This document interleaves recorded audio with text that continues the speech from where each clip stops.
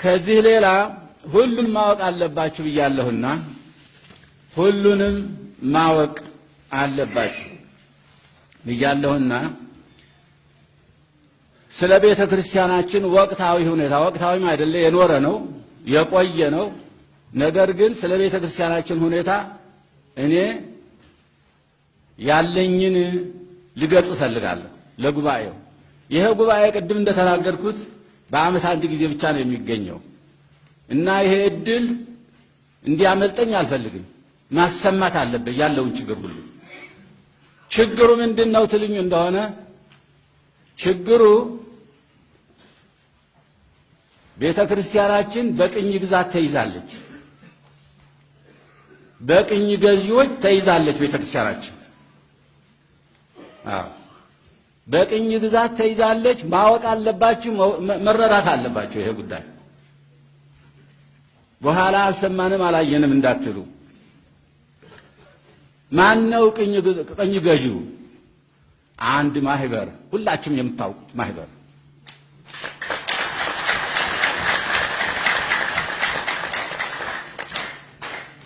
በምንድነው የቅኝ ግዛት ወደ ቅኝ ግዛት የተዳረገችው? በገንዘብ፣ በራስዋ ገንዘብ ከራስዋ በተሰበሰበ ገንዘብ በቅኝ ግዛት እንድትገዛ አድርጓታል።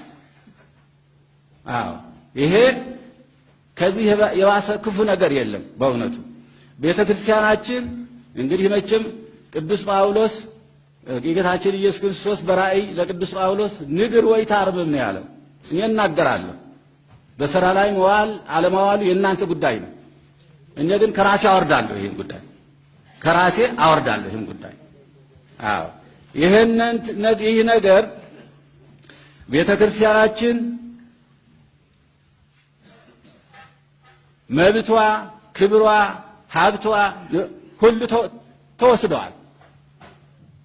ብትወድም ባትወድም ተወስደዋል። ክብሯ ተነፍጓል። መብቷ ተወስደዋል። ገንዘቧ፣ ንብረቷ ተወስደዋል። ይሄ መመለስ አለበት። ባለፈው ዓመት እዚህ አንድ ውሳኔ ያሳልፋችኋል። አሳልፈዋል። ይሄ ጉባኤ ባለፈው ዓመት በቁጥጥር ስር ይዋል፣ ማህበሩ በቁጥጥር ስር ይዋል፣ ቤተክርስቲያን ትቆጣጠረው፣ ወደ ስርዓት ወደ ህግ ይግባ ብላችሁ ውሳኔ ያሳልፋችኋል። በዚህ ጉባኤ በእንደዚህ አይነት ጉባኤ አንድም አልተደረገም። ምክንያቱም እነሱም ፈቃደኞች አይደሉም። ማን ስጠይቋቸው እንዴ? እና ይሄ ጉዳይ ሁላችሁም እንድታውቁ ፈልጋለሁ። እኔ መናገር ማወጅ ነው እንጂ እኔ ብቻዬን የምሰራው ነገር የለም። ቤተ ክርስቲያናችን ከቅኝ ተገዥነት ትውጣ፣ ካህናቱ ከሰቀቀን ከችግር ከመከራ ይውጡ።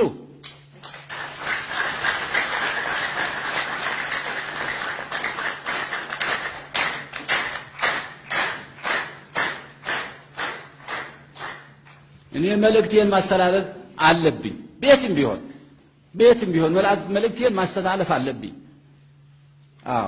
እኔ እችን ቤተክርስቲያን ለመጠበቅ ነው የተቀመጥኩ ብዬ ነው የማምነው። እችን ቤተክርስቲያን ለመጠበቅ ነው። ሁለት ቤተክርስቲያን የለም በኦርቶዶክስ ቤተክርስቲያን ውስጥ አንድ ቤተክርስቲያን፣ አንዷን ቤተክርስቲያን ብቻ ነው የምመራው እኔ። ሌላ ቤተክርስቲያን የለም። ሁለት ቤተክርስቲያን ልመራ አይደል የተቀበልኩት። ሁለት ቤተክርስቲያን ልመራ አልተቀመጥኩም። አንድ ኦርቶዶክሳዊት ታሪካዊት ቅድስት ቤተክርስቲያን ልመራ ነው የተቀመጥኩትና ይሄን ጉዳይ አሁን እናንተ በዚህ አዋጅ ወይም በዚሁ መግለጫ እንድትሰሩበት ነው እየነገርኳችሁ ያላችሁት። እኔ አባ ማቲያስ አላበደም። መልእክቱን እያስተላለፈ ነው ያለው። መልእክቴን እያስተላለፍኩ ነው ያለሁት ለእናንተ።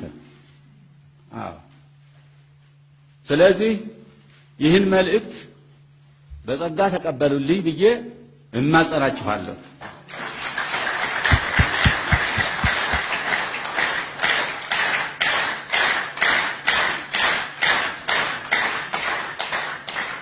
እና እግዚአብሔር ይባርከን ይቀድሰን፣ ጉባኤያችንን ይባርክልን ይቀድስልን፣ ሰላማዊ ጉባኤ ያድርግልን። የቤተ ክርስቲያን ጉዳይ ስለሆነ ነው፣ የቤተ ክርስቲያኗ ችግር ስለሆነ ነው የተናገርኩት።